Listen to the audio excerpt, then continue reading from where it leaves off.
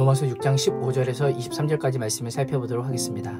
우리가 법 아래 있지 않고 은혜 아래 있다면 죄보다 은혜가 더 크니까 죄를 지어도 상관없지 않습니까? 라고 하는 질문에 바울은 그런즉 어찌하리요? 우리가 법 아래 있지 아니하고 은혜 아래 있으니 죄를 지으리요? 그럴 수 없느니라 라고 답합니다. 1절과 같은 질문이 반복되고 있습니다. 1절이 죄의 영역에 머무르는 것을 강조한다면 15절은 죄를 행하는 것에 초점을 두고 있습니다. 하나님께서 우리에게 은혜를 주시는 것은 은혜 안에서 방종의 삶을 살라는 것이 아니라 더욱 은혜에 합당한 삶을 살라고 은혜를 주시는 것입니다. 사람을 변화시키는 것은 법이나 규제가 아니라 사랑과 은혜입니다. 우리의 모습을 보십시오. 죄 아래 있던 내가 이전과 다른 새로운 삶을 살게 된 것은 예수님을 믿지 않으면 누군가 나를 죽인다고 하는 강한 억압 때문입니까? 그렇지 않죠. 강력한 법이 아닌 하나님의 은혜를 받고 하나님의 사랑을 받았기에 자연스럽게 예수님을 믿게 되고 예수님 앞에 나오게 되는 것입니다. 인생은 선택입니다. 선택은 내가 하지만 선택한 후에는 내가 내린 결정에 지배를 받게 되고 그 결과를 따르게 됩니다. 예를 들어 내가 술을 선택하고 술집에 들어가 술을 마시면 술의 지배를 받게 됩니다.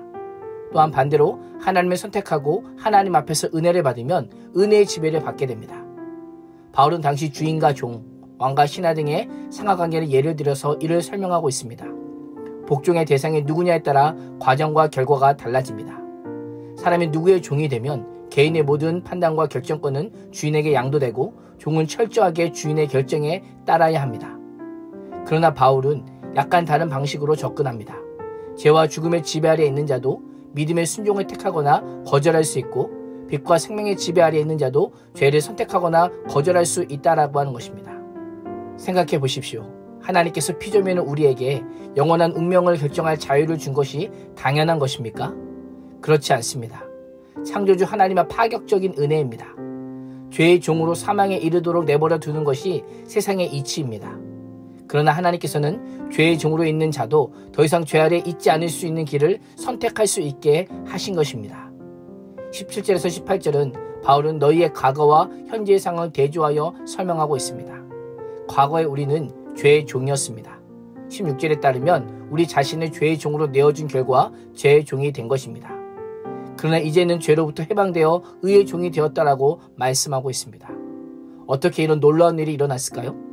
바울은 너희에게 전하여 준 바 교훈의 본을 마음으로 순종하여 죄에서 해방되고 의의 종이 되었다라고 선언하고 있습니다. 마음으로 순종하여라고 하는 표현은 복음을 듣는 사람의 결정이 얼마나 중요한지를 우리에게 알려주고 있습니다. 하나님께서 예수 그리스도를 말미암은 구원의 문, 은혜의 문을 여셨다 하셨더라도 사람이 그 믿음으로 그 문을 들어가지 않으면 구원을 얻을 수 없습니다. 하나님은 인격적인 분이시기 때문에 우리의 마음의 문을 억지로 여시거나 강압적으로 여시는 분이 아니십니다. 그리스도의 복음에 대한 순종의 결과 죄로부터 해방되어 의에게 종이 되었습니다. 의의 종이 되었다는 것은 어떤 의미일까요? 의의 종으로 산다는 것은 거룩한 삶을 추구한다라고 하는 것입니다. 저는 우리의 지체를 부정과 불법에 내주는 인생을 살았다면 이제는 의에게 종으로 내주었으니 의가 주인된 삶을 살 것을 명령하고 있는 것입니다.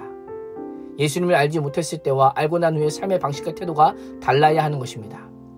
죄의 종의 삶과 의의 종의 삶이 같을 수가 있습니까? 주인이 다르기에 똑같은 삶을 살 수는 없는 것입니다. 바울은 21절에서 죄의 종이었던 때 무슨 열매를 맺었느냐라고 묻습니다. 어떤 열매를 맺었을까요? 죄의 종일 때 열매라고 할 수 있는 것은 맺은 것이 하나도 없습니다. 오히려 육체의 부끄러움일 뿐입니다. 예수님을 알지 못했을 때 삶을 돌아보면 열매는커녕 부끄러움밖에 없는 것입니다. 우리로 하여금 사망에 이르게 하는 것들 뿐입니다. 그런데 지금은 어떠합니까? 죄로부터 해방되어 하나님께 종이 되고 거룩함의 열매를 맺어가고 있습니다. 내 눈에 열매가 보이지 않는 것처럼 보일지라도 하나님께서는 지금도 자라게 하시고 열매 맺게 하고 계시다는 겁니다. 그 열매를 통해 우리에게 영생을 주실 것입니다. 마지막 23절은 죄의 삭은 사망이요 하나님의 은사는 그리스도 예수 우리 주 안에 있는 영생이라고 말씀합니다. 중요한 두 단어는 삭과 은사입니다.